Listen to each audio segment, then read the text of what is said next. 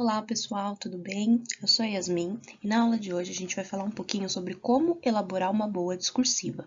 Tá? Começando então pela preparação, pelo que a gente precisa fazer antes, de começar a escrever o nosso texto, enquanto a gente está estudando ainda, nos preparando para a prova que a gente vai fazer. Então depois a gente vai passar pelos gêneros discursivos, como uma discursiva pode ser pedida na sua prova, tanto na forma de redação pertencente a um dos gêneros discursivos, quanto na forma de uma questão discursiva, tá? O que esses gêneros pedem, Quais são as características de cada um deles. E depois a gente vai falar um pouquinho sobre alguns recursos, que podem nos auxiliar na hora da gente produzir o nosso texto, tá bom? Aí no final a gente fala um pouquinho sobre algumas dicas, o que fazer na prática para a gente conseguir dominar aí essa técnica. Vamos lá, então? Então, como escrever uma boa discursiva? A preparação do texto, na verdade, ela começa antes do texto em si, Então, a primeira coisa que a gente vai falar é sobre o repertório, que nada mais é do que um agrupamento aí dos nossos conhecimentos, da nossa visão de mundo, das referências que a gente traz aí do nosso contexto de vida, tá? Ou seja, coisas que a gente conhece e que vão nos ajudar quando a gente for elaborar um texto, Nosso repertório cultural, na verdade, nada mais é do que tudo aquilo que a gente vai acumulando de conhecimento durante a nossa vida, certo? E tudo isso pode nos ajudar, pode nos auxiliar, tanto quando a gente está considerando ali a nossa área específica, quanto quando o texto pedir para você produzir alguma coisa que fale sobre uma situação, que está acontecendo no mundo. Então é importante também você ter esse conhecimento de mundo para você conseguir embasar os seus pensamentos, embasar o argumento que você vai usar para falar sobre esse tema, que vai ser pedido no caso, e mostrar ali, no caso, que aquilo que você está falando não foi tirado da sua cabeça, tem um contexto, tem um sentido ali por trás dentro de uma situação de mundo, tá? E esse repertório, ele deve estar inserido de um jeito coerente dentro do nosso texto. Bom, a gente vai falar um pouquinho mais sobre coesão e coerência um pouco mais para frente, tá? Ainda nessa aula, mas basicamente, inserir qualquer informação de uma maneira coerente dentro do texto é não deixar que ela se contradiga com as outras informações que você está trazendo ali para aquele contexto, legal? Então, depois de você ter pensado ali no que você vai usar, no que você vai escrever, ter utilizado ali, resgatado na sua memória o seu conhecimento, que constitui esse repertório, você precisa também articular essas ideias dentro do texto, Porque o texto ele não basta estar escrito de um jeito que as ideias pareçam jogadas ali dentro, certo? A gente precisa, então, ter uma certa articulação, uma organização, de ideias para que essas ideias estejam ali bem ordenadas, dentro do seu texto, tá? Para elas fazerem sentido para a pessoa que está lendo, Principalmente para elas passarem com clareza a ideia que você está querendo inserir ali naquele contexto, tá bom? Bom, e como a gente adquire esse repertório, quando a gente fala sobre escrever, é muito importante a gente falar também sobre a gente conseguir firmar um hábito de leitura. E por quê? Porque o hábito de leitura, ele tanto nos proporciona um certo conhecimento sobre o mundo, sobre o assunto que você estiver lendo especificamente, quanto ele também auxilia a gente a ter novas perspectivas, sobre um determinado assunto. Então, quando você está estudando, para um determinado tema, quando você está escrevendo algum texto pensando em um determinado texto, em um determinado tema, é legal você ter um repertório também sobre opiniões contrárias, ler sobre perspectivas diferentes que tratem ali desse tema, para você saber também o que as outras pessoas pensam desse tema. Além do que você pensa, do que você considera ali a sua verdade, mas também entender como o mundo se relaciona em relação a esse tema, certo? E além disso, a leitura ela também é muito importante para auxiliar a gente na nossa própria escrita. E por que isso acontece? Bom, principalmente porque não adianta muita coisa a gente só decorar todas as regras de gramática, todas as regras de ortografia e não ver como isso funciona na prática, Bom, primeiramente porque a língua portuguesa já nos é inata, Ela é a nossa língua materna, então a gente consegue construir frases, construir aí sentenças, organizar um pensamento de uma maneira natural, uma maneira lógica e uma maneira natural. Mas a partir da leitura, a gente consegue ver como essas regras mais específicas, né, gramáticas e ortográficas, elas funcionam ali dentro de uma estrutura escrita. E o hábito de leitura, ele não precisa começar já trazendo textos muito difíceis, muito complexos, muito complicados, né? Na verdade, você pode ler qualquer coisa.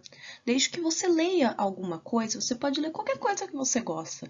Pode ser tanto um livro de ficção, revistas, matérias, reportagens, né? Mesmo que sejam aí de estruturas diferentes, né? Você começar por coisas que você gosta pode te auxiliar a definir, regulamentar aí, né? Regularizar um hábito de leitura, né? E aí, com o tempo, caso seja necessário, você consegue ver que você vai ter até um aproveitamento maior de textos que você lê, mais técnicos, né? Mais voltados, às vezes, para a área que você está aí pesquisando, né? Que você está querendo entrar, que você está estudando. E aí você vai ver que você vai conseguir ler esses textos com mais facilidade também, certo? Bom, e depois de tudo isso, ou até ao mesmo tempo de tudo isso, né, que isso pode ser um hábito que a gente cria aí dentro dos nossos estudos, é muito importante também o treino, né? Então, o melhor jeito da gente aprender a escrever bem é escrevendo, né? Então, produzindo textos, repetindo, vendo nossos erros às vezes, né? Depois a gente vai falar um pouquinho mais sobre isso também, mas muito importante você escrever, depois você ler com calma, às vezes no dia seguinte, uma semana depois, para você conseguir perceber o que você errou naquele texto, né? Você mesmo criar o hábito de revisar a sua produção textual. Né? E sempre melhorando, né? Podendo reescrever o mesmo texto, escrevendo outros textos, até você achar que o texto que você fez está bom, né? Que o texto que você fez atende aí as exigências dentro daquele gênero, tá legal? Bom, pessoal, e além de tudo isso, também é muito importante a gente se situar da prova que a gente está fazendo, tá? Para isso é muito importante a gente conhecer a banca, né? Saber o que essa banca propõe, quais aspectos ela avalia, né? Quais os critérios de correção que ela considera quando ela for corrigir ali as provas, né? As questões discursivas ou também as redações. Então, tanto para concurso, quanto para vestibular, quanto para qualquer tipo de prova que você vai fazer que tem uma banca avaliadora, é uma parte essencial, né, na sua preparação, você ler o edital, né, você conhecer a banca, você saber o que ela quer, né, de você naquele momento que você estiver fazendo a prova, o que ela espera do candidato, né? E para isso, o básico é você ler o edital, né? O edital ele traz todas essas informações para a gente, né? Ele fala a maneira como essa prova é estruturada, né? Ele fala os aspectos que vão ser avaliados, né? Algumas bancas elas ainda dão o tema da redação, né? Que o que vai ser pedido ali no edital, outras não, mas também elas sugerem ali quais vão ser os critérios, né? Que vão ser cobrados nessa produção textual e a partir disso a gente consegue encaixar ela em um dos gêneros discursivos que a gente vai ver mais para frente, tá? Daqui a pouco. E além disso, né, hoje em dia também existem muitas pessoas já que falam sobre determinadas bancas, né, que já conhecem o estilo, como elas trabalham, né. Isso a gente consegue encontrar também com uma pesquisa um pouco mais aprofundada, mas o básico mais importante seria ler o edital e conhecer os critérios que essa banca está propondo, tá bom? Bom, e com isso, então, a gente entra nos gêneros discursivos.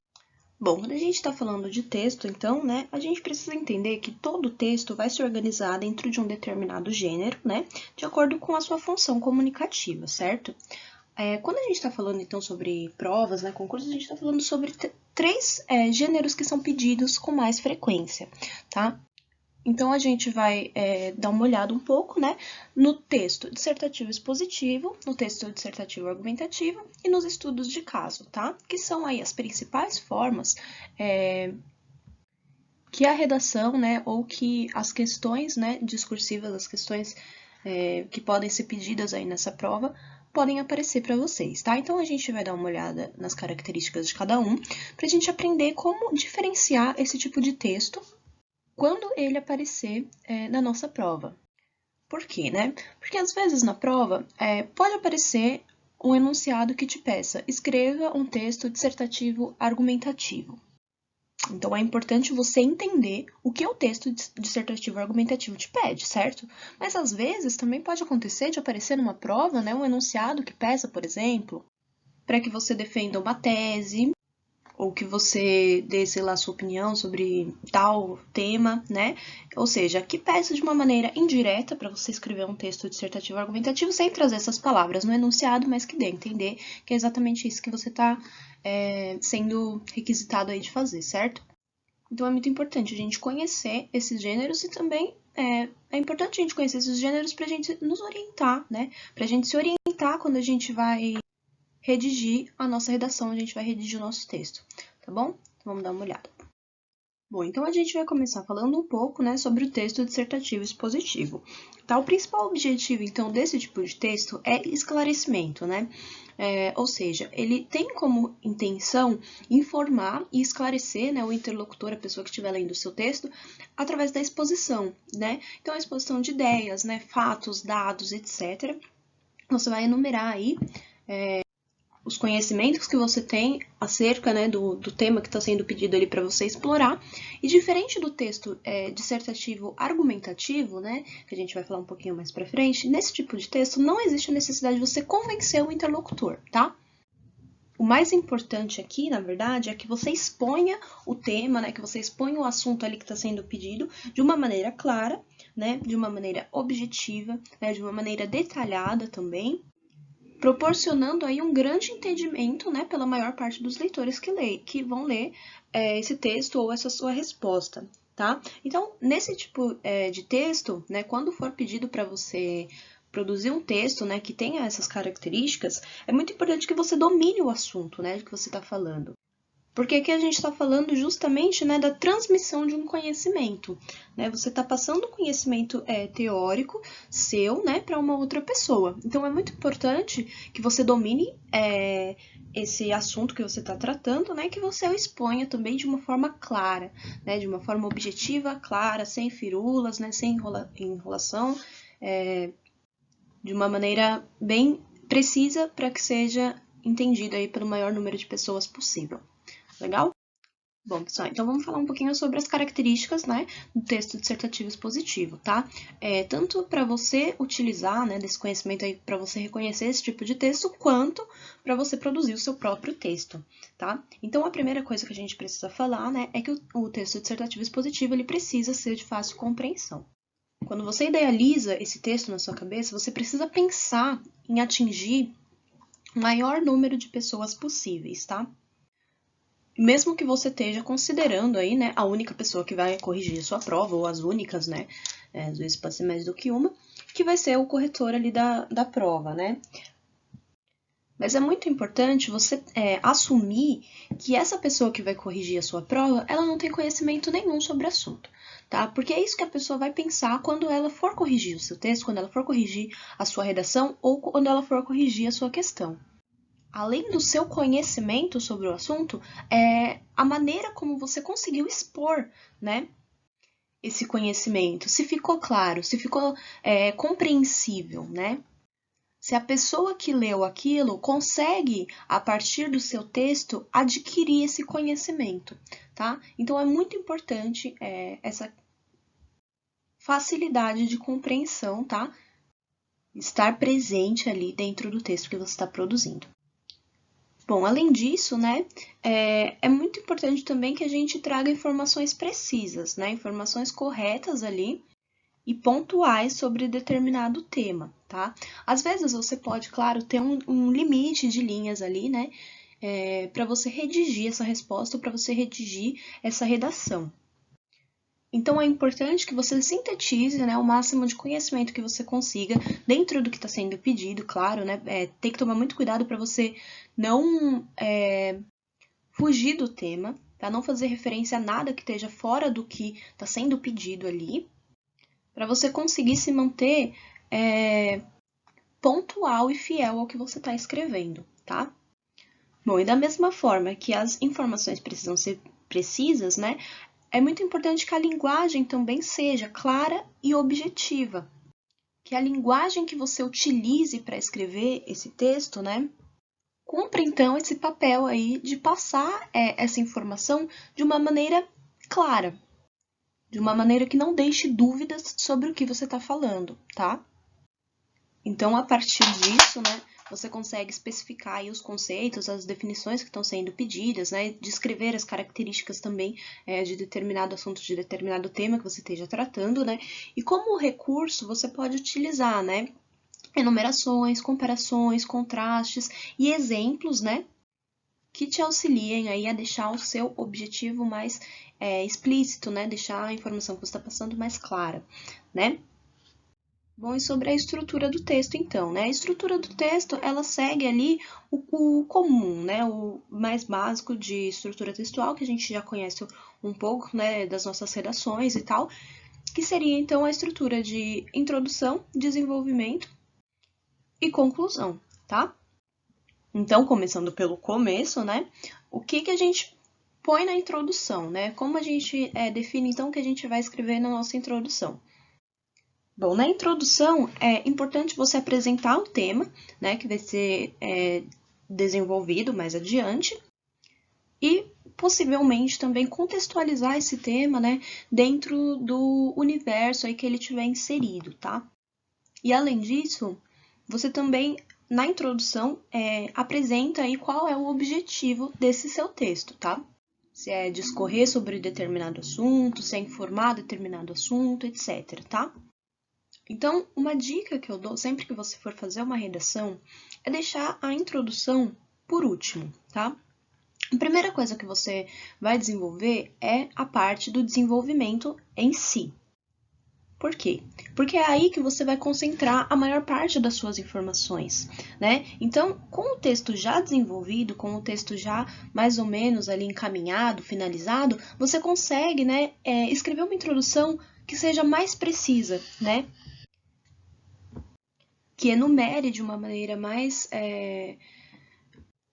definida, né, de uma maneira mais específica, o que de fato você vai estar abordando naquele texto. Porque uma coisa muito perigosa quando a gente está escrevendo é a gente enumerar mais coisas do que de fato a gente vai falar, tá? Você não pode, por exemplo, colocar na sua introdução que você vai falar sobre X, Y, Z, e quando chega na introdução, você fala no desenvolvimento, no caso, né, você fala sobre ABC. Porque é a partir da sua introdução que o corretor do seu texto vai se guiar. Então, ele vai estar esperando encontrar tudo aquilo que você está falando que vai falar. Por isso, a melhor forma é primeiro você desenvolver o seu texto, depois você pega os pontos principais do texto, né, que já foram desenvolvidos, e você coloca na introdução. Se você fizer dessa forma, é muito difícil que você fuja, né, do tema ou que você prometa uma coisa aí para o seu avaliador que você não vai chegar a cumprir, certo? Bom, e com isso a gente chega então na parte do desenvolvimento em si, tá? E é nessa parte, né, que você vai concentrar então toda a informação que você tem para falar sobre esse texto, né? Fazendo, então, né, um texto que traga uma explicação detalhada, clara e objetiva do tema, né, como a gente já falou que é característica do gênero, e explorando também, né, todos os aspectos que sejam relativos a esse tema, né, todas as vertentes, né, que você conseguir puxar ali, às vezes enumerando, ou até mesmo contrapondo as ideias, né, dependendo, claro, do tema que você estiver falando.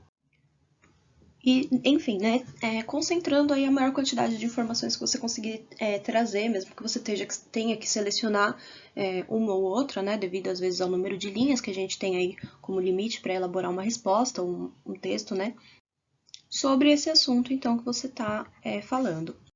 Quando a gente pensa numa redação, essa estrutura fica bem clara para a gente, né? A gente já está acostumado, né, que a gente precisa fazer um parágrafo para a introdução, 2 ou 3 parágrafos para a estrutura e um parágrafo para a conclusão. Mas esse tipo de estrutura também funciona quando você tiver que escrever uma resposta discursiva. Mesmo que a sua introdução seja um pouco mais curta, né, às vezes 1 ou 2 linhas, e a estrutura, o desenvolvimento seja um pouco mais longo e tal, mas também funciona, né, para você elaborar uma resposta, né? Então, é muito importante que a gente faça esse treino e que a gente consiga aplicar esses conceitos, né, nos diferentes tipos de texto e dependendo aí também dos diferentes limites que a gente tem, né, de linha, às vezes, né, de espaço para redigir esse texto, tá bom? Bom, e por fim, então, a gente chega na parte da conclusão, né? A conclusão, né, a parte em que a gente reafirma tudo aquilo que a gente já falou sobre o tema, né? Então, a gente começa fazendo uma síntese desse conteúdo, né, que foi abordado, né, desse conteúdo já que foi tratado. E, às vezes, dependendo da situação também que se pede, o autor pode tomar uma posição em relação àquele tema que ele está discutindo. Mas o mais importante também, né, da mesma forma que a gente falou sobre a introdução, é que na conclusão a gente não deixe nenhuma ponta solta, tá? É muito importante que a gente não proponha perguntas, por exemplo, né, ou questões aí que não possam ser resolvidas e que a gente não traga informações novas, tá? Além daquilo tudo que já foi discutido no texto. A conclusão, ela é simplesmente uma síntese, né? Uma síntese, uma observação daquilo que você já falou e o que você conclui com isso, tá bom? Bom, e com isso a gente passa, então, né, para o nosso próximo gênero, né, que seria o texto dissertativo argumentativo. Bom, esse eu acho que é o tipo de texto, né, que a gente está mais acostumado, né, que é o tipo de texto que eu acredito que seja mais cobrado até hoje nas provas, né, que a gente faz por aí. Então, tanto em provas, né, de vestibular, quanto provas de concurso público, esse é um tipo de texto muito popular, né? Então, como a gente comentou, né, anteriormente, o texto dissertativo argumentativo, ele tem como objetivo, já por sua vez, persuadir e convencer, né, o seu interlocutor. Então, é muito importante que você escreva o texto, né, expressando a sua opinião sobre aquele assunto que você está discutindo, no caso, né, e que você utilize, né, de uma argumentação clara também, né, clara e objetiva, da mesma forma que a gente comentou sobre o texto dissertativo expositivo, que seja, tenha como fundamento, né, fatos, né, confirmados, né, você precisa ter aí um certo nível de veridicidade dentro do seu texto. É muito importante que a gente não tire as coisas da nossa cabeça, né, a gente precisa utilizar, então, dados concretos, às vezes até presentes na coletânea, com o objetivo, né, de levar, então, o leitor, né, a pessoa que estiver ali interagindo com o seu texto, a concordar com aquilo que você está falando. Então, quando a gente redige um texto desse tipo, né, para uma prova, é claro que a pessoa que estiver corrigindo, ela não vai considerar ali a sua opinião, o seu ponto de vista como critério para correção, mas sim a sua capacidade, né, a sua desenvoltura ali, a sua capacidade de argumentar e de convencer, tá bom? Bom, então, as principais características do texto dissertativo argumentativo, começando principalmente, né, pela presença de uma opinião crítica que você tenha sobre esse determinado assunto, tá? Então, é muito importante que o lado que você esteja tomando, né, esteja expresso e esteja claro, né, em todo o texto. Então, vamos supor que o texto fale sobre, redução da maioridade penal, por exemplo, né? E você precisa tomar uma posição, né? Você precisa falar se você é a favor ou contra. Claro que no texto você não precisa necessariamente falar que você é a favor ou contra, né? Mas a partir dos argumentos que você expõe, você precisa deixar claro que você está se colocando contra ou que você está se colocando a favor, tá? Desse tema. Então, para isso, é muito importante que a sua argumentação ela seja clara e ela seja objetiva, né? Que ela seja bem embasada, né, que seja fundamentada em dados, né, concretos. Então, você pode trazer aí algum repertório já sobre esse determinado tema, sobre esse assunto, né, ou outro assunto, etc. Esse é só um exemplo. Como também utilizar, né, das informações trazidas aí na coletânea, que geralmente vem acompanhando, né, o pedido da redação, né, o enunciado, para fundamentar, então, o que você está falando, né, os seus argumentos. E além disso, também é muito importante, né, que você seja coerente com aquilo que você está falando, tá? Que você traga no corpus do seu texto argumentos que não se contradigam, né? Argumentos que casem entre si ali e que não se contradigam. Porque isso também vai ser considerado, né, quando você estiver redigindo seu texto e quando a pessoa estiver lendo o seu texto, né? Basicamente, você não pode deixar espaço para dúvida, tá? Você precisa fazer com que seu texto seja convincente, que ele seja bem fundamentado, bem embasado dentro daquilo que você está querendo dizer, né, para o seu interlocutor, e que você tenha a intenção de convencer e que você consiga convencer essa pessoa, tá? Bom, e com isso a gente parte então para a estrutura, né? O texto dissertativo argumentativo, ele também segue, né, esse tipo de estrutura mais comum que a gente conhece, né, que é a introdução, desenvolvimento e conclusão. Bom, então começando pela introdução, né? Nessa parte, como a gente já conhece, né? Em que ocorre, então, a apresentação do tema, né? E a tese que você vai desenvolver. Então, já logo no começo, é importante que você deixe claro a posição que você está tomando, né, ante essa problemática que está sendo abordada aí no caso, né? Ou seja, né, depois que você identificar, né, o assunto ali, o problema que está sendo pedido sobre aquele determinado assunto, você precisa apresentar a sua tese, tá? De uma maneira clara e objetiva, né? Da mesma forma que a gente já comentou sobre o outro gênero, né? É muito importante que tudo que a gente escreva esteja bem definido, certo? Bem definido e delimitado, tá? Então, a partir disso, né, você consegue mostrar exatamente o que você está querendo dizer, tá? E depois você desenvolva isso mais pra frente no desenvolvimento, tá? E aqui também vale aquela mesma dica que a gente falou anteriormente sobre você deixar a introdução por último, tá? Depois que você terminar todo o seu texto, então você começa a falar sobre... Você começa a elaborar o que você quer colocar ali na introdução, tá? Para ficar bem delimitado, bem definido, não possibilitar nenhum tipo de fuga no tema, certo? Bom, e com isso a gente chega então no desenvolvimento, né? Então, é nessa parte do texto que você vai explorar os argumentos, né, que vão aí embasar a tese que você está propondo, né, se baseando já, lógico, na sua tomada de posição diante dessa problemática, né, que está sendo explorada.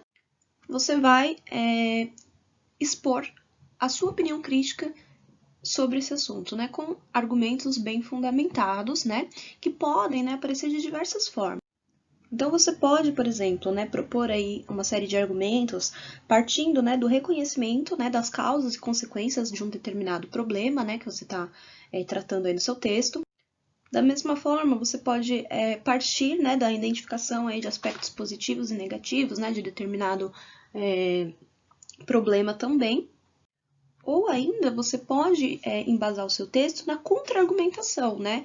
Então, você vai propor alguns argumentos, no caso, que discordem, né, de uma tese contrária, né? E claro que nesse ponto também é muito importante, né, que você explique por que a tese que você está desenvolvendo, no caso, né, seria mais precisa, mais correta, etc., do que a tese contrária que você está ali tentando desvalidar, certo? Essas são algumas formas, né, de apresentar os argumentos, né? Mas o que é mais importante é que, independente da forma que você escolha, né, explorar então aí o seu texto, né, explorar os argumentos que você vai colocar no seu texto, né, independente da forma que você escolha construir esse texto, o mais importante é você utilizar sempre uma linguagem coerente, tá? Uma linguagem objetiva, bem definida daquilo que você quer demonstrar, no caso, sempre tomando muito cuidado para não cair em contradição, tá? Isso é muito importante a gente ressaltar, né? Porque isso é muito considerado quando a gente está falando sobre um texto dissertativo, argumentativo, a coerência, tá? A coerência entre as suas ideias, a coerência de opinião que você tem com aquilo que você está defendendo, né? Relembrando aí que é importante que você consiga demonstrar o que você está defendendo, porque a pessoa que está corrigindo, ela não vai considerar a sua opinião pessoal, ou a opinião pessoal dela, né? Então, por exemplo, se você é a favor aí da diminuição da maioridade penal, como a gente estava falando, né, e a pessoa é contra, isso não importa. O que importa é a sua capacidade de argumentar dentro daquele contexto, tá bom? Bom, então, quanto aos argumentos, né, o mais importante é que eles apareçam aí seguindo uma sequência lógica, tá? Você pode utilizar, por exemplo, um argumento principal, né, e outros argumentos auxiliares aí que partam dele, né? Ou você pode escolher utilizar vários argumentos, né, fortes, né? O mais importante, né, em questão, em relação aos argumentos, é que eles sejam bem objetivos, né, bem definidos, que eles tragam uma riqueza de detalhes, de informações e que eles se conectem entre si, tá? E além disso, é muito importante também, né, que você argumente com base em exemplos, né, e provas e tal, coisas que você traga para dentro do seu texto que não permitam que haja dúvida, né, em relação a isso que você está falando. Ou seja, você precisa expor o seu argumento de uma forma que ele seja indiscutível, né? Por quê? Porque quando você está escrevendo o texto, né, diferente de um debate, você não vai ter como contra-argumentar qualquer dúvida que a pessoa tenha, né? Então, você precisa já deixar claro tudo que você está querendo passar ali, para que a pessoa se convença e que ela não tenha como contra-argumentar o seu texto, certo? Tem que ser indiscutível.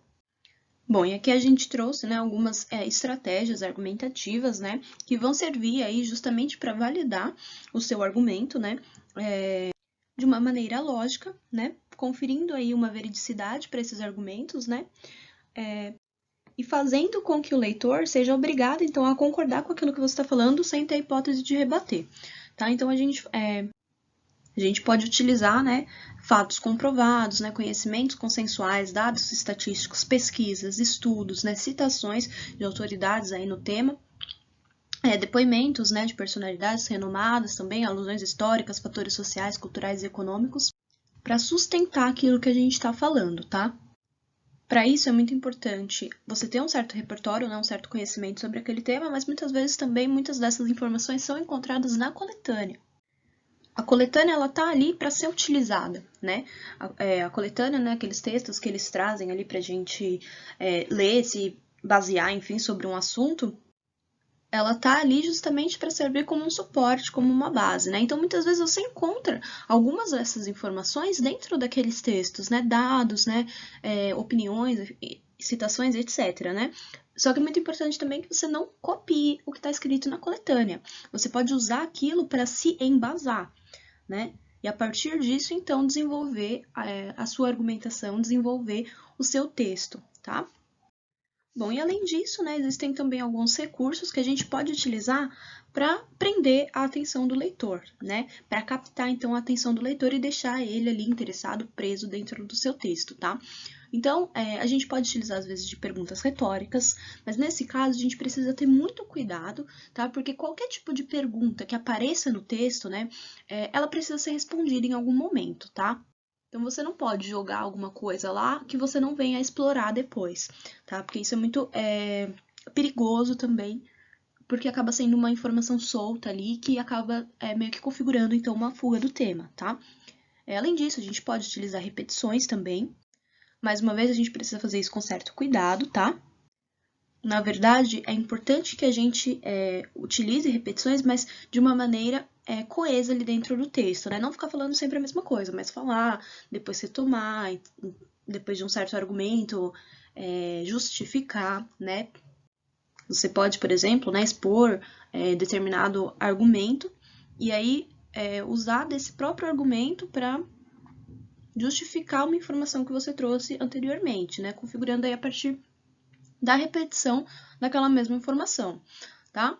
Ou também exclamações, certo? Todos esses são recursos, né, que você pode utilizar dentro do seu texto, mas também não são obrigatórios, né? São dicas aí que você pode ou não vir a utilizar se você quiser trazer um efeito diferente para o seu texto. Bom, e com isso, então, a gente chega na conclusão. Bom, com toda a nossa argumentação, né, desenvolvida, então, durante o nosso texto, a gente naturalmente está orientando o pensamento do leitor a concordar com aquilo que a gente está propondo, né? Então, a conclusão, ela já vem de uma maneira natural. O importante é você reafirmar a tese, né, que você já vem defendendo até agora, reiterar, né, o que você já falou anteriormente e como isso se relaciona à sua tese, de uma maneira, né, que sintetize aí o pensamento que você desenvolveu até agora.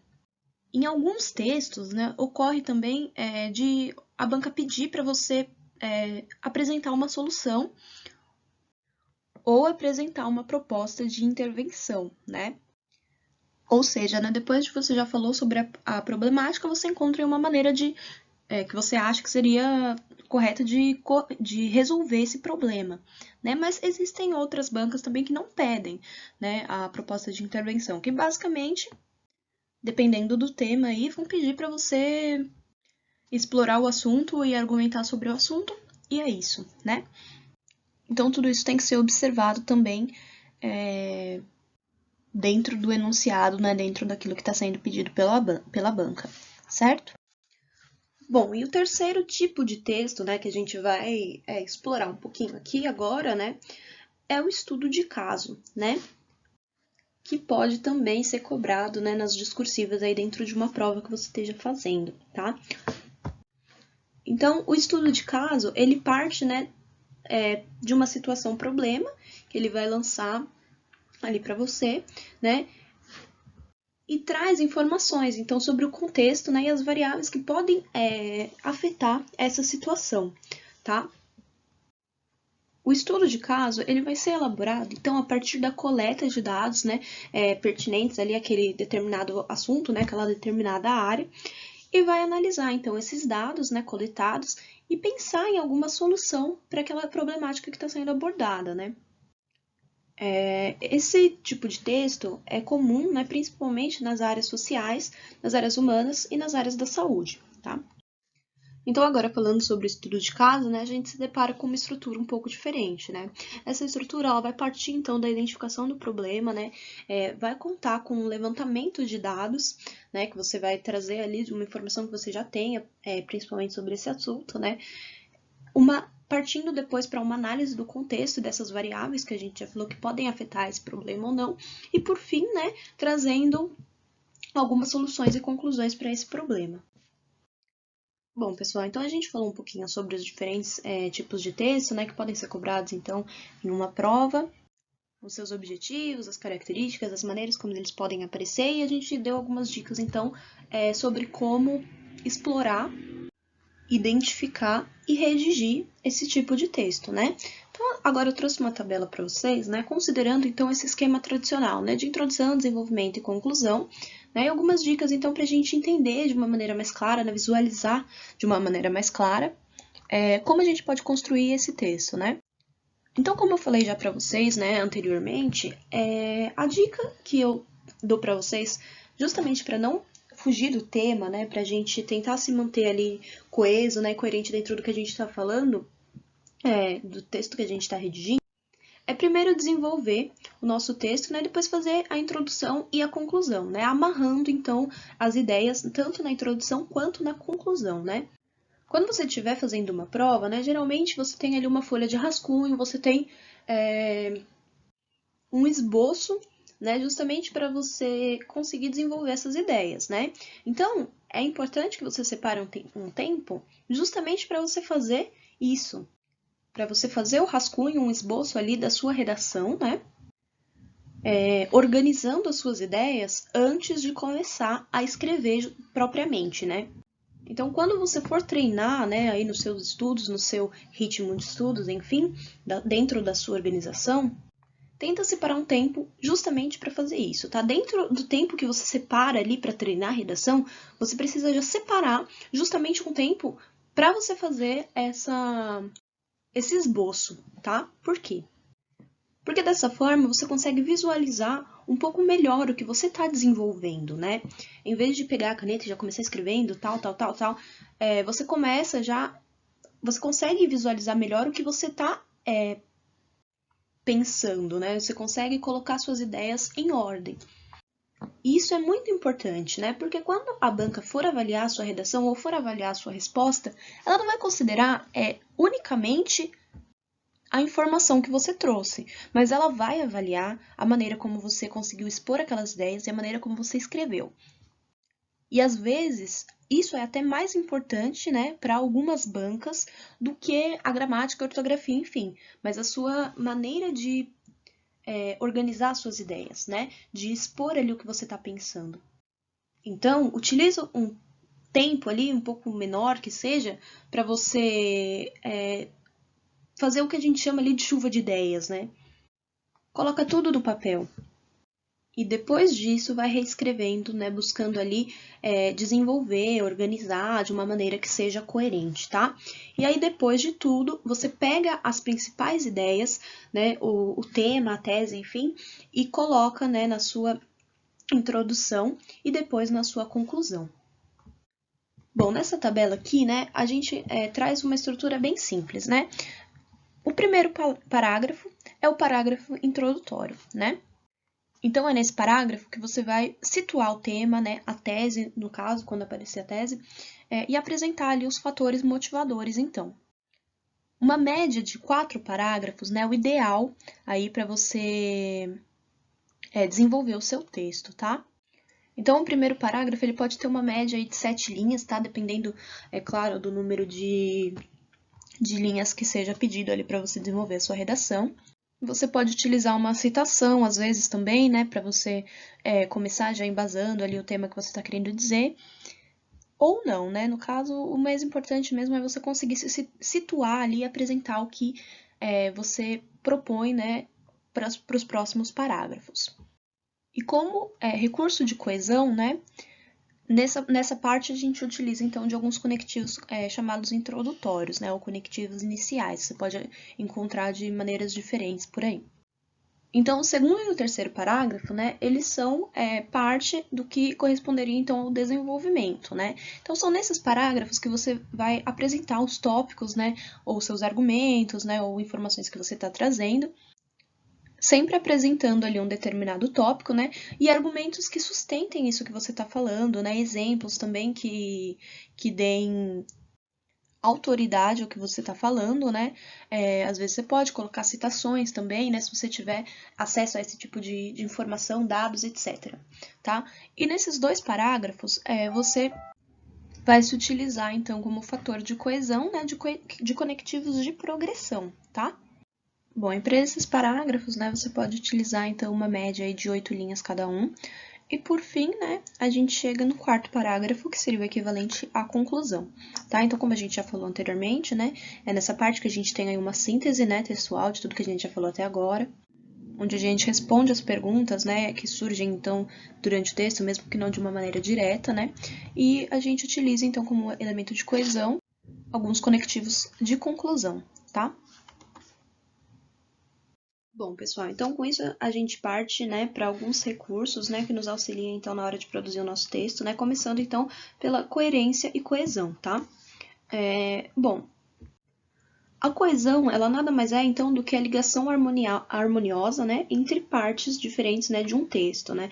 Então, a gente usa isso tanto no nível macro, né, que a gente falaria, então, sobre o texto como um todo, né, considerando, então, a coesão entre os parágrafos, e também, né, considerando a própria estrutura frasal, né, que a gente utiliza, né, e considerando a maneira em que as frases se interconectam uma com as outras, né, dentro de um próprio parágrafo, estabelecendo aí, então, essa relação de ideias, tá? Bom, então, quando a gente está falando sobre coesão, né, falando, então, sobre essa ligação harmoniosa e entre as diversas partes de um texto, né, a gente está falando também de diversas estratégias, né, diferentes estratégias, né, que podem se encaixar em diferentes tipos de coesão textual, tá? Então, a gente vai começar falando um pouco sobre a coesão referencial, tá?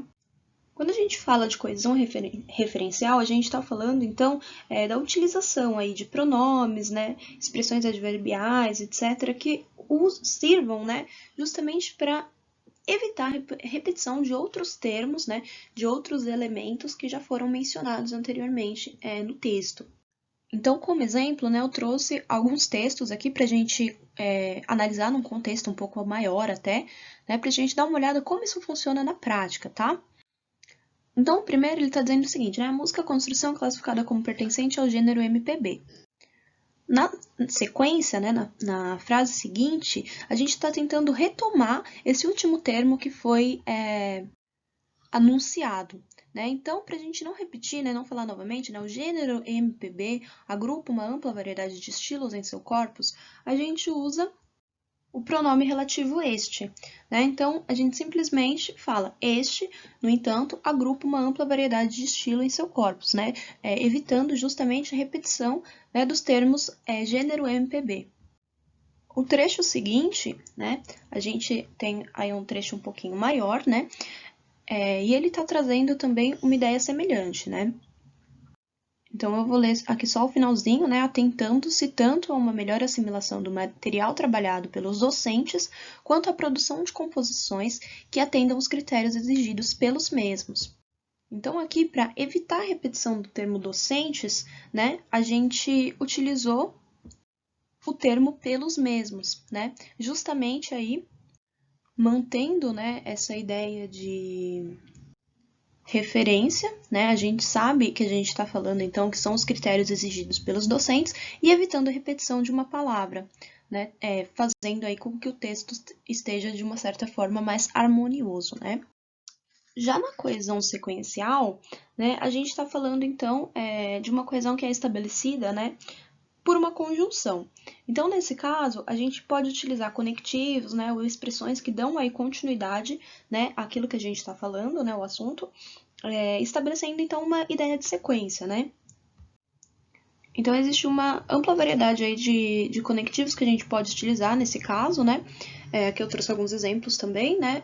Uma introdução de parágrafo que anteriormente já trouxe uma outra informação, e aí a gente utiliza o conectivo, né? Desta forma, né? Mesmo após a morte de Dom João, etc., dando então continuidade ao que já vinha sido falado anteriormente, né? E a mesma coisa no segundo exemplo, né? O texto já trazia alguma outra informação, então a gente já começa com um conectivo que interconecte aí com o que já vinha sido dito, né? Então, além do aspecto lúdico, etc., amarrando, então, uma frase na outra, ali dentro mesmo da estrutura do parágrafo, né? E da mesma forma a gente pode utilizar entre parágrafos, né? Essa estratégia aí para conectar um parágrafo ao outro, certo? Bom, quando a gente fala então da coesão sequencial, a gente está falando principalmente do uso de conectivos, né? Que são palavras, né, ou expressões então que vão ligar frases e orações ou também parágrafos, né?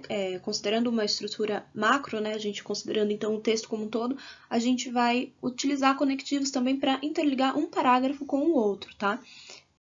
E dessa forma, então, a gente consegue possibilitar aí uma construção de uma sequência de ideias, né, que vão contribuir justamente para a coesão textual, né. E aqui a gente tem uma lista também de conectivos, né, aqueles tipos de conectivos que a gente já falou anteriormente na nossa outra tabelinha. Eu trouxe alguns exemplos, né, para vocês darem uma olhada, né, em conectivos introdutórios, né, ou conectivos de ligação e progressão e conectivos de conclusão, mas na internet a gente encontra muitas tabelas desse tipo, né? Então vale, às vezes, a gente dar uma pesquisada, né? Ou até mesmo inferir, né? A partir do que a gente está lendo, encontrar algum conectivo, você faz uma tabela sua própria, né? Escreve, anota o que você conseguir identificar. E na construção do seu texto, uma dica também, quando você for estudar, treinar, né, a construção do seu texto, você pode também ir utilizando aí, variando os diferentes tipos de conectivos, né, para você ver a maneira como eles funcionam dentro do seu texto e até para você aumentar o seu próprio repertório aí, né, vocabular de conectivos, tá?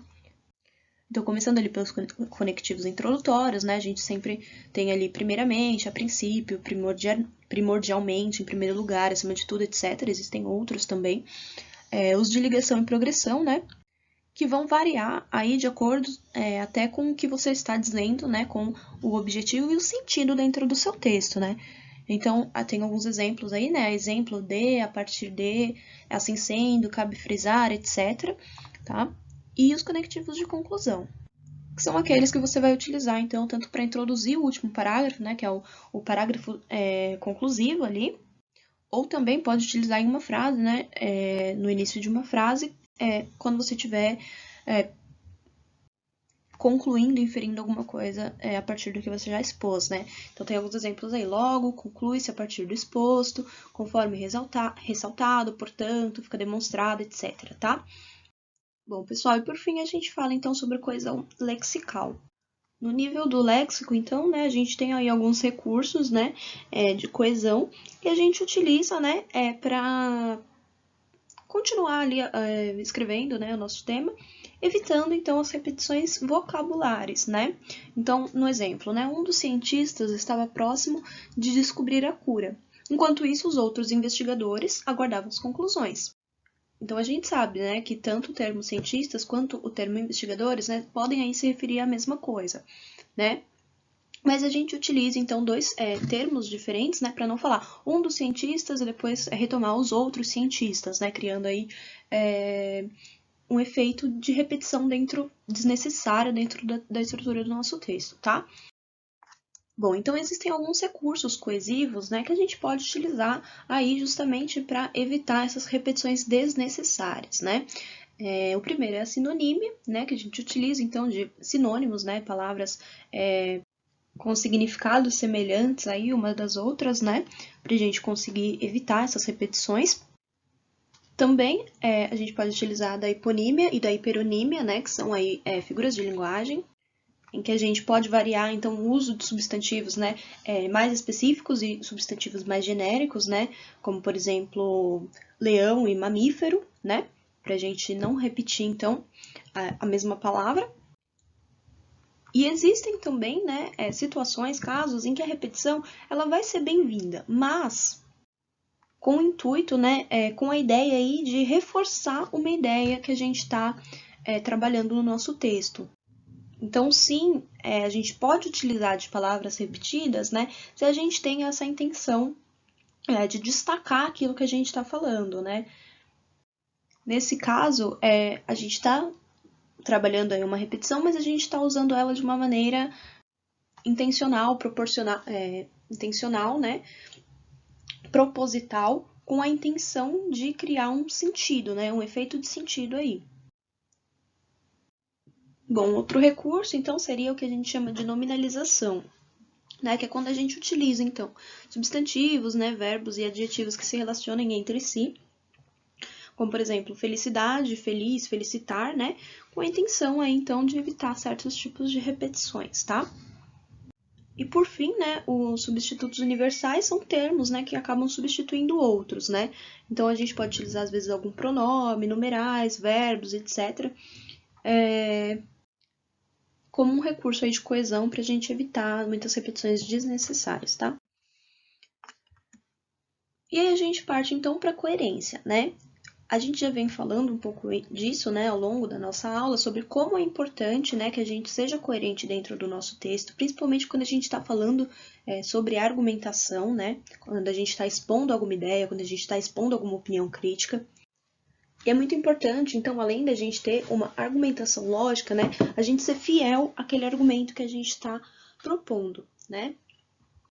Então, textos, né, em que apresentam contradições, né, redundância também, ou que apresentam uma ideia e depois não concluem essa ideia, configuram textos incoerentes, né? Então, sobre a coerência, a gente tem aí alguns princípios básicos também, né, que é o princípio da não contradição, em que a gente não pode utilizar, então, de ideias contraditórias, né? A gente tem o princípio da não tautologia, em que a gente evita, então, ideias redundantes, né? Que é quando uma ideia ela vem repetida, né, trazendo muitas vezes informações que não são necessárias, né, que não acrescentam nada, então a compreensão do nosso texto, né, ideias ali que vão praticamente fazer volume, onde você poderia, no caso, né, estar utilizando aquele espaço para colocar uma nova informação, para trazer alguma coisa que seja relevante para o contexto ali que você está explorando, né? E aí, justamente, a gente parte para o terceiro princípio, que é o princípio da relevância. Então, quando a gente seleciona o que a gente vai falar dentro de um determinado tema, né, você pode ter um repertório muito grande sobre algum determinado assunto, mas existem algumas informações que talvez não se relacionem, né, talvez não sejam relevantes para aquilo que você está trabalhando, né. Então, por mais que você tenha esse conhecimento, que você queira, às vezes, demonstrar esse conhecimento, talvez ele não caiba, né, dentro daquele contexto que você está desenvolvendo ali naquele momento. Então, é muito importante que a gente traga ideias que se relacionem entre si, né? Ideias, então, que não fujam do tema, né? Que não façam alusões ou referências a coisas que você não está trazendo ali. Por quê? Porque a gente precisa considerar, como a gente já falou anteriormente, né? Que o texto que você entrega, seja ele uma redação, ou seja ele uma resposta discursiva escrita numa prova, ele precisa ser completo, tá? Ele não pode deixar entender nada que não está sendo escrito ali. Mesmo que às vezes a gente precisa suprimir, né, alguma coisa que a gente escreveu com a intenção de deixar o nosso texto fechado, né? Ou seja, o nosso texto ele não pode apresentar pontas soltas, né? Por quê? Porque a pessoa que vai corrigir o seu texto, né, ou a sua resposta, no caso, sua redação, etc., ela só vai ter uma oportunidade de ler aquilo. Ela não tem a oportunidade de conversar com você, de perguntar o que você quis dizer com isso. Então, o texto ele precisa ser completo, né? Ele precisa passar para aquela pessoa que está lendo toda a informação que ela precisa para entender o que você quis dizer, né? E isso, com certeza, afetar a sua nota. Então, quando a gente fala, né, de relevância, a gente está falando aí de coisas que são pertinentes, né, dentro daquele texto, os argumentos que sejam relevantes para aquilo que você está elaborando, que você está tentando passar, tá bom? Bom, pessoal, então até agora, né, a gente falou aí sobre a estrutura, né, dos textos que podem aparecer, né, a maneira como eles podem aparecer também dentro da nossa prova. Então, a partir desses diferentes aspectos, né, eu acho que a gente consegue ter uma ideia geral do que a gente pode produzir, então, né, dependendo aí do que for cobrado pra gente. Então, agora a gente vai falar um pouquinho sobre a linguagem, né? Qual tipo de linguagem, né, que é adequada para a gente trabalhar, né, nosso texto dentro num contexto de prova, né? E o que a gente precisa se atentar, então, nesse sentido, né?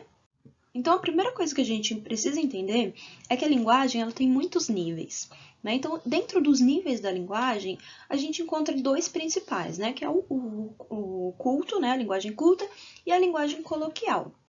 Então, a linguagem culta, né, às vezes também chamada de registro culto, norma culta, né, linguagem formal ou até mesmo registro formal, é utilizada, né, na linguagem escrita, principalmente em situações aí que pedem uma formalidade um pouco maior, tá? E essa vai ser a linguagem que vai ser cobrada dentro da sua prova. Então, você precisa demonstrar aí um certo domínio, né, das normas, né, estabelecidas dentro da nossa língua, né, da língua portuguesa, e de outras características também que caracterizem, né, essa linguagem culta. Então, essa linguagem, né, que é utilizada principalmente na escrita, né, ela é uma linguagem que vai ser um pouco mais planejada, né, que ela vai pedir um planejamento um pouco maior, um cuidado um pouco maior, e vai ser também elaborada, né, vai ser trabalhada com um pouco mais de cuidado aí, né? E quando a gente está falando, então, de norma culta, né, a gente sabe que existe uma grande preocupação, então, com a correção gramatical, né? Nesse caso, é muito importante, então, que a gente se atente aí às regras de gramática, às regras de ortografia, né? Que a gente escreva as palavras, então, de maneiras corretas, né? Dicionarizadas, nos atentando, então, sempre, né, a todas aquelas normas, aquelas regras que a gente já conhece, tá? Além disso, é muito importante também a gente falar sobre vocabulário, né? Quando a gente está aí trabalhando, né, uma linguagem culta, uma linguagem mais trabalhada, uma linguagem mais elaborada, né? É muito importante também que a gente apresente, então, um vocabulário amplo, né? Um vocabulário diversificado, né? Que a gente consiga, dessa forma, né, explorar, então, algumas outros recursos, né, como que a gente já falou anteriormente, né, que a gente consiga ali fazer essa substituição de termos, caso seja preciso, né, que a gente consiga se utilizar de sinônimos, enriquecendo, então, o nosso próprio texto, né.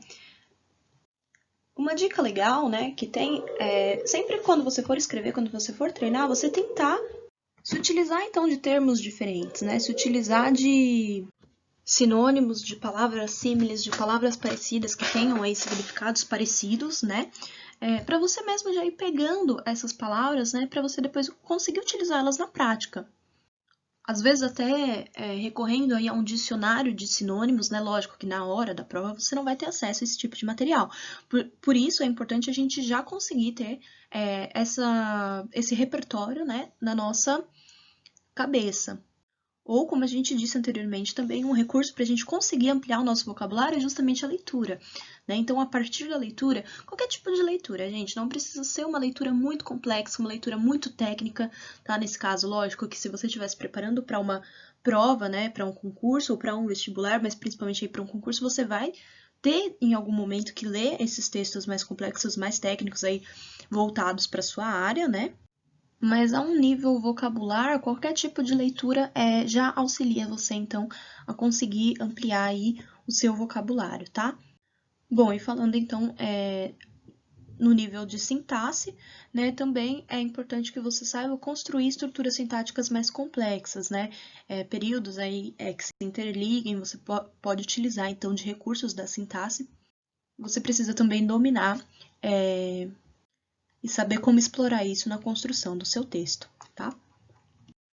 Bom, pessoal, então, eu acho que é muito importante, né, a gente saber que quando a gente está falando, então, de uma questão discursiva ou de uma redação, é importante a gente demonstrar domínio, né, sobre, então, a linguagem escrita, né, se atendo principalmente, então, àquilo que é pedido pela norma culta. Para isso, a gente precisa se atentar, né, principalmente, então, na correção, né, em relação à escrita, né, ser muito cuidadoso para a gente não cometer erros, né, erros ortográficos, às vezes erros também de acentuação, né?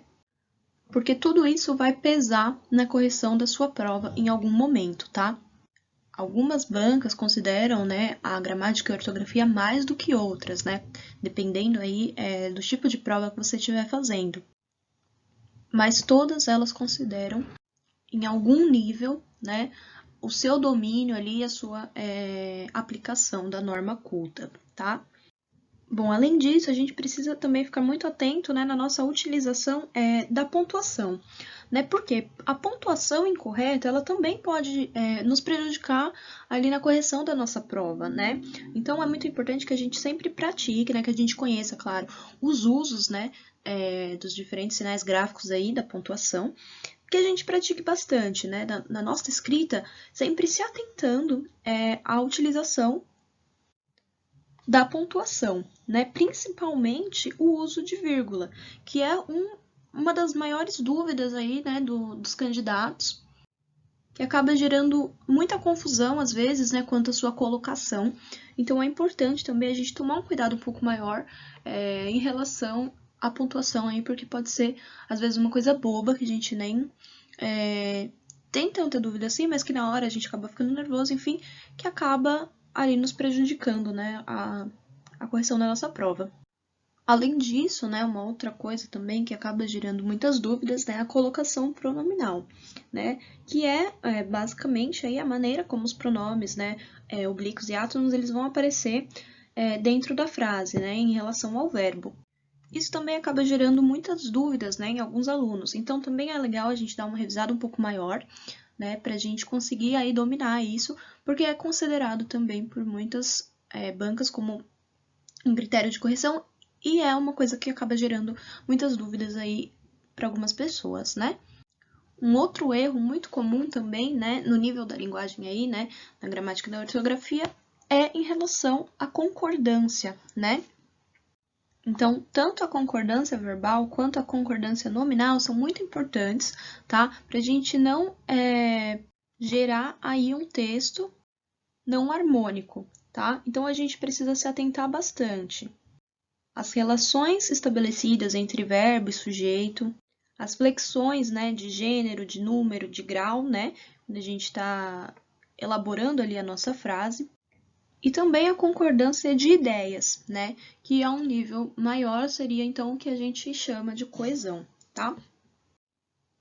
Quanto à gramática e ortografia, é muito importante que a gente haja como revisores, né, do nosso próprio trabalho ali, do nosso próprio texto.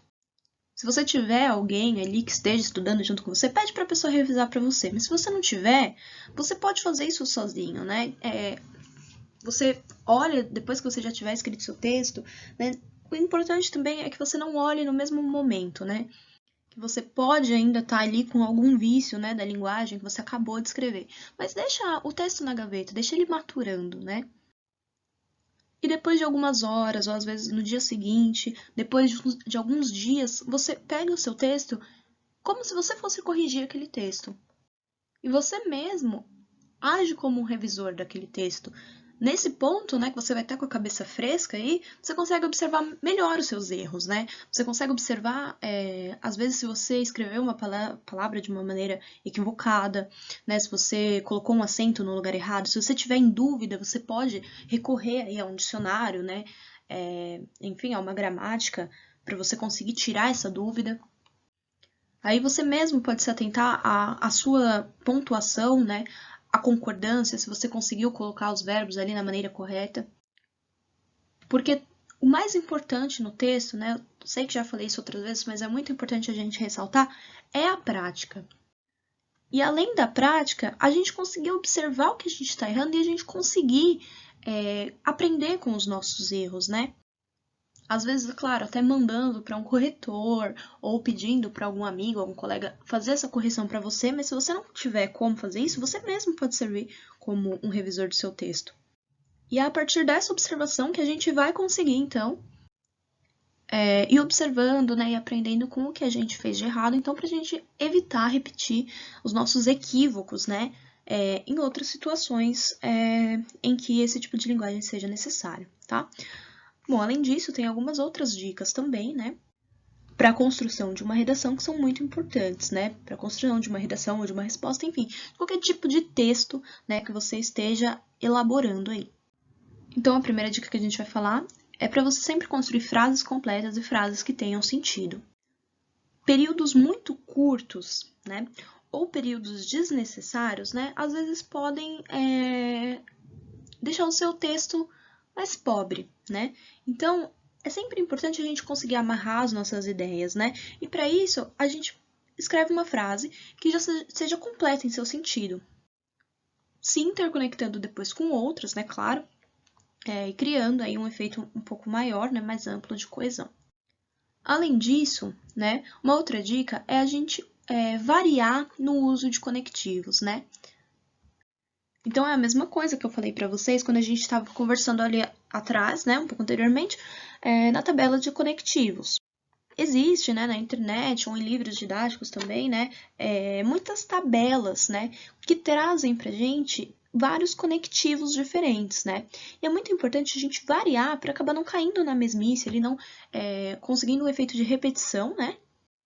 Principalmente quando a gente está utilizando conectivos, né, no começo dos parágrafos. Entre frases também é muito importante a gente ter essa variedade, claro, mas quando a gente fala de parágrafo, né, é muito importante a gente variar sempre, porque eles ficam mais evidentes, né? A primeira coisa ali que a pessoa vai ver quando ela estiver avaliando aquele parágrafo é justamente o conectivo, né? Você está utilizando como um recurso justamente de coesão, né, para você juntar, unir ali, criar uma interconexão, né, entre um parágrafo e outro, né? O que você está falando no parágrafo anterior e o que você está falando no parágrafo posterior, né? Então, é importante também a gente se ater a isso, né? A gente conseguir ter essa variedade de conectivos na nossa manga ali, né? Como um recurso também para a gente enriquecer o nosso texto. Outro ponto muito importante também, né? Quando a gente redige uma redação, né, do gênero dissertativo, tanto um texto dissertativo argumentativo quanto um texto dissertativo explicativo, é a gente utilizar a terceira pessoa do singular. Por quê? Quando a gente utiliza a terceira pessoa do singular, a gente se afasta, né, daquilo que a gente está escrevendo.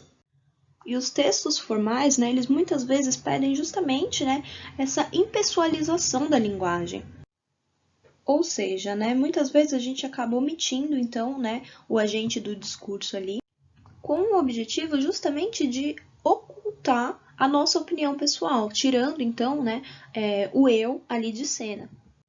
Isso é importante, né, justamente para a gente conseguir dar uma autoridade um pouco maior, né, aquilo que a gente está escrevendo. A gente está falando, então, que não é eu que acho aquilo, por mais que muitas vezes a sua opinião apareça, mas que aquilo está embasado em fatos, que aquilo está embasado, então, em dados concretos, né? Que não foi uma coisa que eu acho, minha opinião pessoal.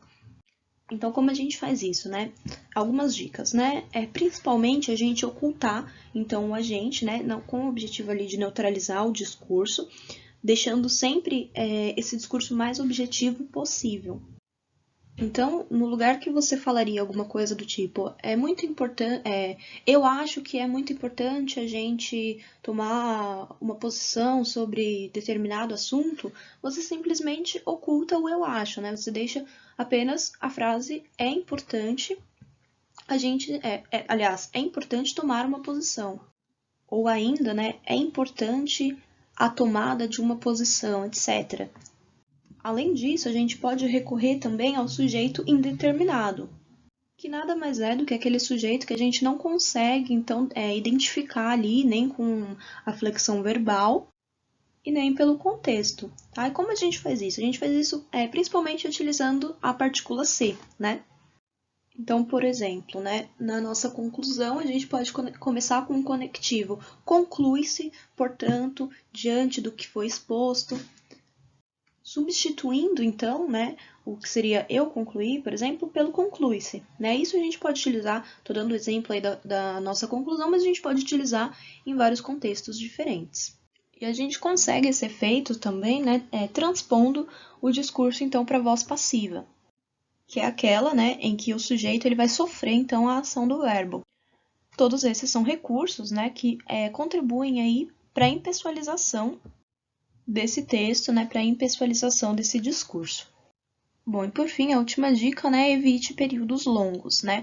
Então, a gente fala isso por quê, né? Porque frases longas, elas podem ser um problema, né, quando a gente está falando aí sobre manter a coesão do texto, então. Uma frase muito longa, né, com mais de 25 palavras, por exemplo, ela dá justamente uma abertura, né, um pouco maior aí a chance de você cometer algum equívoco, né? Pode prejudicar o entendimento do texto por causa do uso de algum conectivo de forma incorreta, né? Gerando confusão aí na pessoa que está escrevendo. Então, quanto aos períodos, né, é muito importante que a gente não use nem períodos curtos demais e nem períodos longos demais, né? Mas que a gente consiga fazer períodos que sejam completos, né, em si ali, trazendo a informação que eles precisam trazer e depois sendo ali conectados a outros que sejam também da mesma forma completos em seu sentido, certo? Bom, pessoal, e além disso, né, existem também alguns outros erros comuns que acabam prejudicando aí a nossa nota, né, quando a gente está falando, então, de uma produção textual, né? O primeiro tópico que a gente vai falar é justamente sobre a fuga do tema, né? Então, quando você é proposto, né, a escrever uma redação ou a escrever responder uma questão, né, que seja discursiva, você tem ali no enunciado, né, um tema expresso, ou às vezes, né, no caso de uma questão,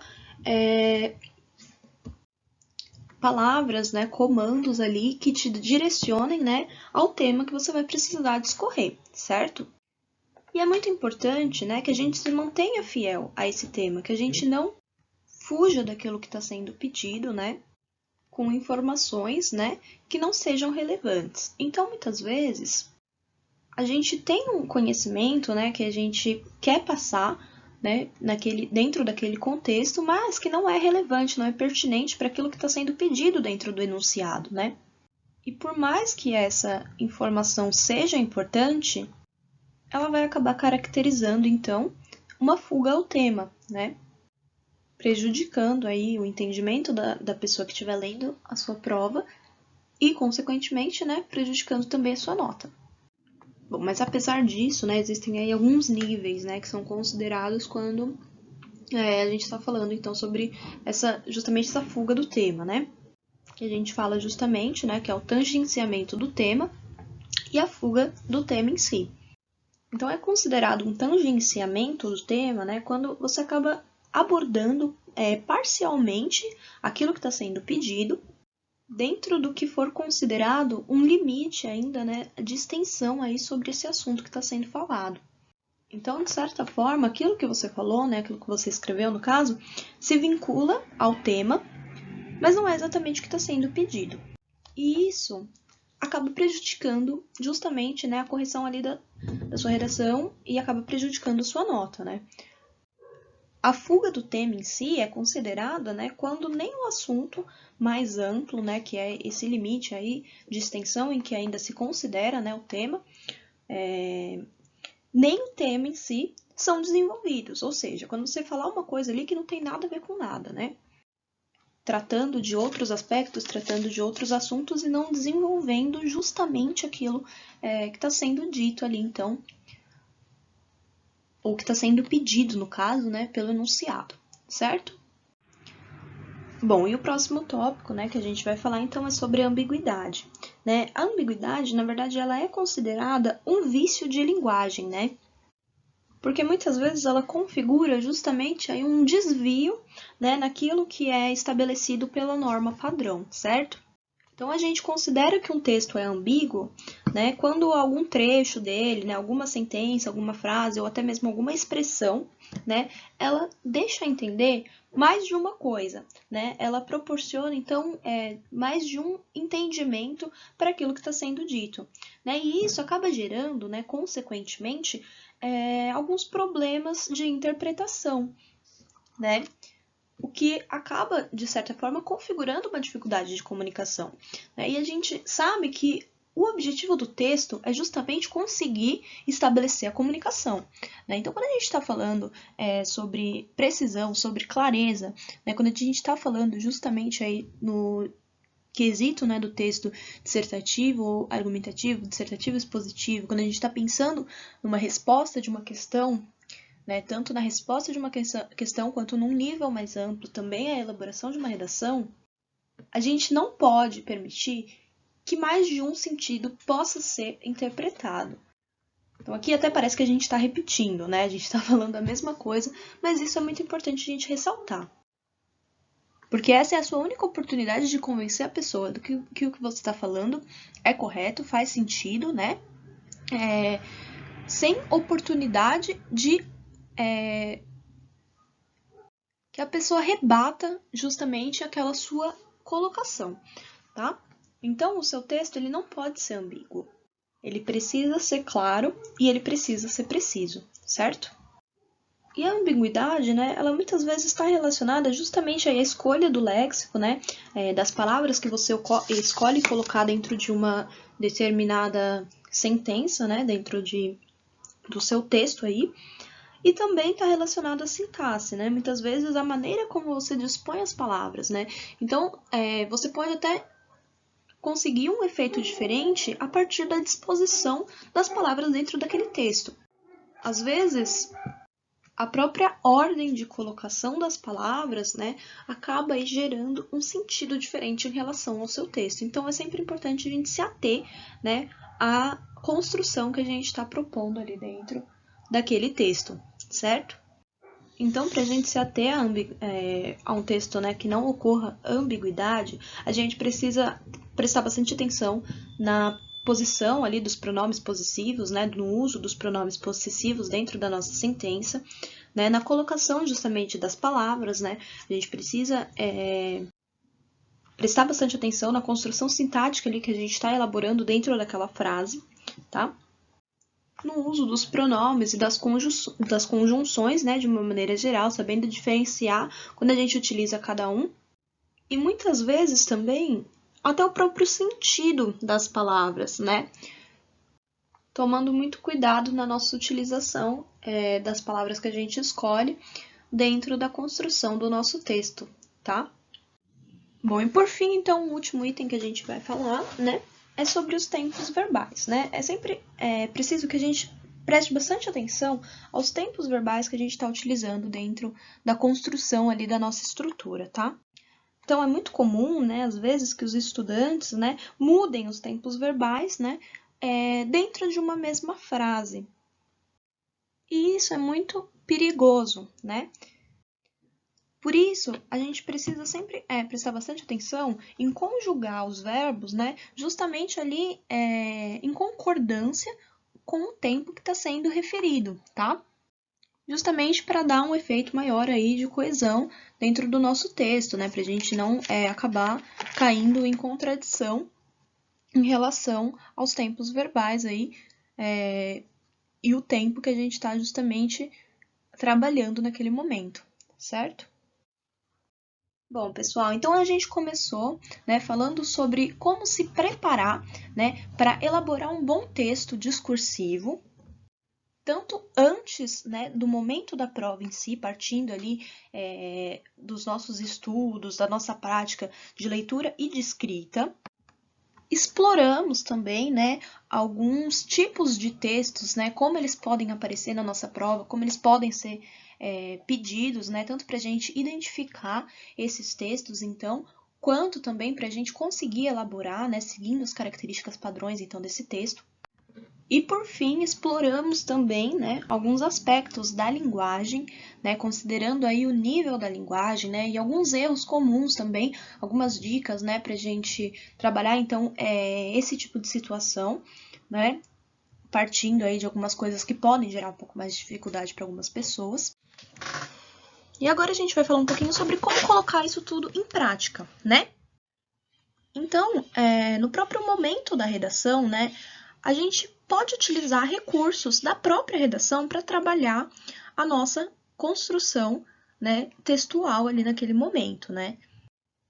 E com isso a gente quer dizer principalmente o uso da coletânea, né? Então, a coletânea, como vocês sabem, né, é aquele conjunto de textos que aparece ali pra gente como base, como um apoio, né, oferecendo ali uma espécie de apoio, justamente para a gente conseguir ter alguma coisa para falar sobre aquele tema, né? Claro que é importante a gente já ter um conhecimento prévio do tema, né? Se a gente tiver um conhecimento prévio do tema, isso vai ser melhor, vai trazer mais argumentos aí pra gente. Geralmente, né, os temas trabalhados, né, em redações de concurso, em redações de vestibular, são temas que estão ali inseridos, né, no contexto de mundo que a gente está vivendo, são temas atuais, né? E muitas vezes, dependendo da área, são até temas específicos, né? Que justamente se relacionam ali aquilo que você veio estudando para fazer aquela prova, né? Nunca a redação vai te dar um tema totalmente novo, assim, uma coisa que você nunca ouviu falar, né?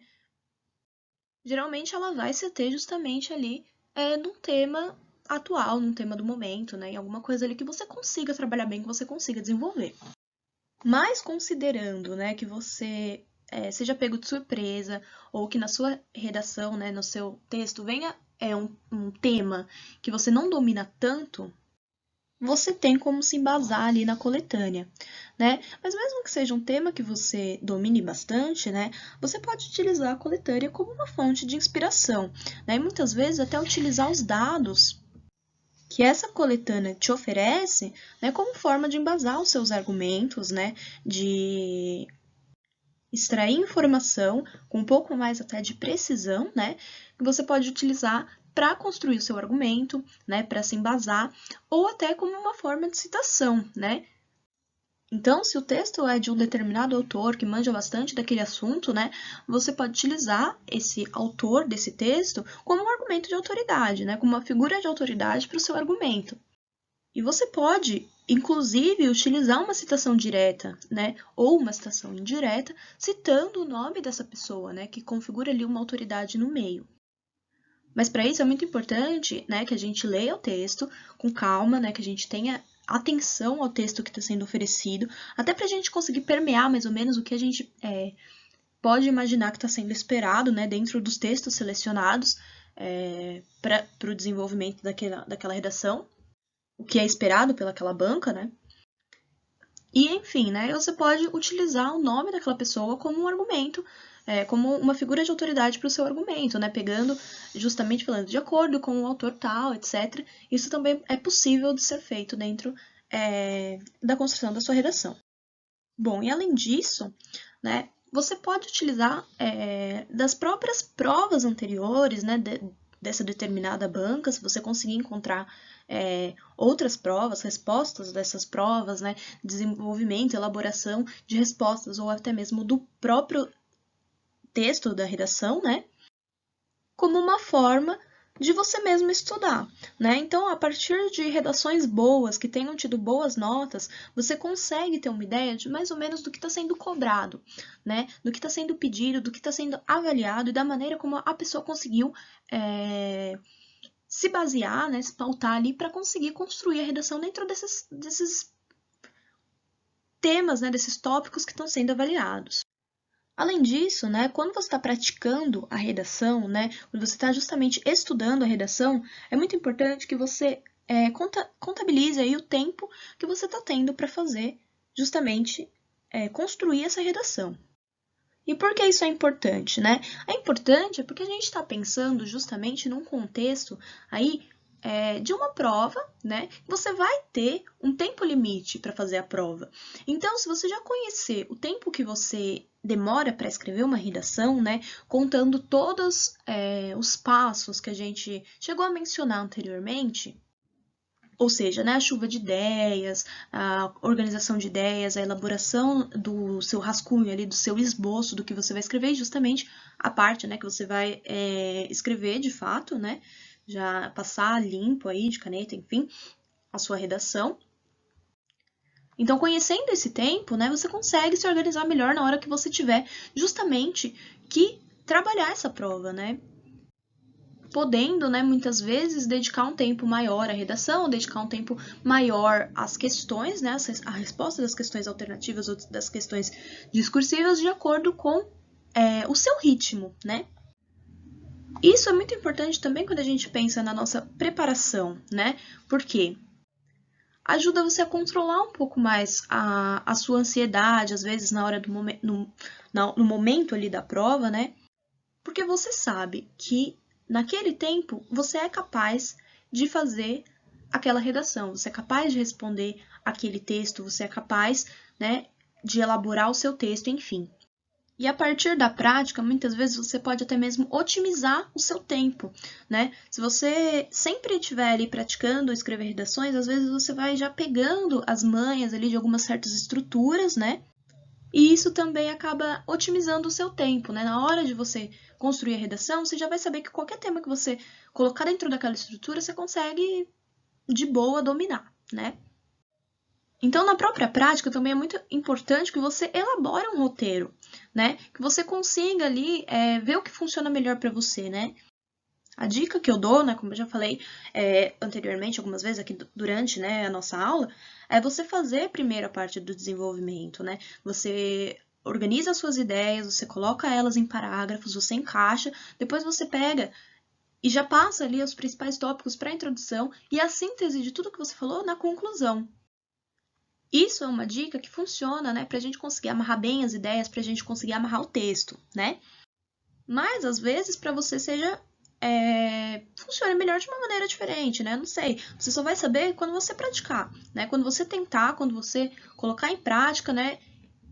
Construir o seu próprio texto e dessa forma você vai vendo que funciona melhor para você, né? A maneira que você consegue trabalhar melhor esse texto, certo? Então, a partir desse roteiro que você mesmo vai elaborar, né? Você consegue aí, a partir da repetição também, né? Muitas vezes que você, aliás, quantas vezes você conseguir, né, dentro da sua realidade, claro, praticar a elaboração de redação, saber o tempo, então, que você vai utilizar, né, para fazer essa redação na hora da prova em si. Bom, a outra dica é sobre revisão, né? Revise apenas no dia seguinte. Você pode revisar no outro dia, você pode revisar depois de alguns dias, você pode revisar depois de uma semana, depois de um mês, se você quiser, né? Mas às vezes talvez seja melhor a gente encurtar um pouco o prazo. Mas por quê, né? Justamente porque quando você acaba de escrever um texto, você ainda está com aquele texto na sua cabeça, né? Então você ainda tem alguns vícios ali textuais, né, em relação ao que você acabou de escrever. E às vezes pode não ser muito efetivo você olhar o texto, né, reler o texto. Claro, você pode reler, mas pode ser mais efetivo você reler o texto, né, revisar o texto um tempo depois, né, que sua cabeça já esfriou, já pensou em outras coisas justamente, né, e você acaba conseguindo, né, olhar com mais atenção alguns aspectos que poderiam ter passado despercebidos se você lesse na hora, né? Então, o que você consegue fazer? Você consegue observar um pouco melhor alguns equívocos gramaticais, né, de ortografia também. Você consegue observar melhor o posicionamento ali das frases, né, das palavras, das estruturas, né, pontuação, como a gente falou, muito importante. E aí, a gente parte, né, para nossa próxima dica, né, que é justamente reescrever, né? A gente pode reescrever o texto quantas vezes for necessário. A gente deve reescrever quantas vezes for necessário. Considerando aí que você acabou de fazer uma revisão mais minuciosa, né, corrigindo aí algumas coisas, reescreve o texto. Reescreve considerando o que você viu que estava errado. Reescreve adaptando a estrutura que você viu que não estava funcionando muito bem. Reescreve, às vezes, substituindo palavras, né? Usando sinônimos. Palavras com significados parecidos, né? Ou substituindo termos, conectivos. Dá uma olhada em como sua redação fica da próxima vez, né? E aí você vai aprimorando, né? A própria redação que você escreveu, você consegue aprimorar essa redação. Porque, na minha opinião, mais vale uma redação que a gente trabalha bem em cima dela, né? A gente pega um único texto e trabalha com um esmero um pouco maior, né? Considerando aí os aspectos que a gente está considerando importantes, né? E trabalhando em cima deles, desses aspectos, para a gente conseguir uma redação mais bem elaborada, né? Talvez até aí um pouco perfeccionista em cima de alguns tópicos, de alguns assuntos, mas é mais importante, eu acho, a gente conseguir reconhecer isso, né? Do que a gente acabar produzindo uma grande quantidade de redações, né? Um grande número de redações, por exemplo, que, enfim, né? Tenham aí alguns vícios de linguagem, né? Que tenham aí alguns equívocos gramaticais, alguns equívocos ortográficos, algumas construções sintáticas que não são tão legais, né? Então, aí, nesse caso, qualidade é melhor do que a quantidade, né? Até porque na hora da prova em si, você só vai precisar elaborar uma redação, né? Uma única redação ali que você vai precisar, por fim, construir, né? Então, trabalha com esmero, né? Se você ia produzir, sei lá, 10 redações no seu período de estudos, né? Que você definiu aí até o momento da sua prova, e você conseguir reduzir para 5 ou para 3, que seja, né? Que sejam mais bem trabalhadas, mais cuidadas, né? Que você consiga trabalhar com um pouco mais de cuidado, isso vale mais, né? No momento ali da prova, porque você vai saber exatamente o que você precisa fazer para que a sua redação, na hora da prova, né? Na hora H ali, funcione, tá bom? Bom, pessoal, então é isso, né? Espero que essas dicas ajudem aí a orientar os estudos de vocês, tá? Pratiquem bastante, leiam bastante, né? Tenham um cuidado um pouco maior com a redação. Por mais que às vezes pareça chato seguir algumas regrinhas ortográficas, gramaticais, isso é muito importante e tenham certeza que vai fazer uma diferença muito grande, né, na prova de vocês, tá bom? E espero que essas dicas ajudem, boa sorte, tá? Arrasem nas provas aí. Até mais!